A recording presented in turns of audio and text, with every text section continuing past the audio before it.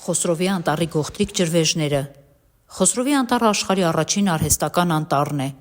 Ստեղծվել է գրեթե 1700 տարի առաջ Խոսրով կոտակ արքայի կողմից։ 1958 թվականին տարածքի եզակի կենդանատեսակների ու բուսատեսակների պահպանման նպատակով տարածքը վերածվեց արգելոցի,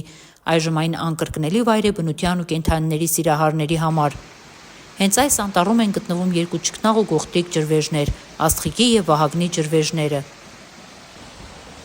Աստղիկի ջրվեժը խոր անտառում թաքնված բնության մի ապշեցուցիչ հրաշք է։ Անհնար է բառերով նկարագրել ջրվեժի ու շրջակա բնության գեղեցկությունը։ Ջրվեժ հասնելու համար մոտ 2 կիլոմետր պետք է քայլեք անտառային նեղ արահետներով, բայց հավատացեք, տեսարանը արժանի է դրան։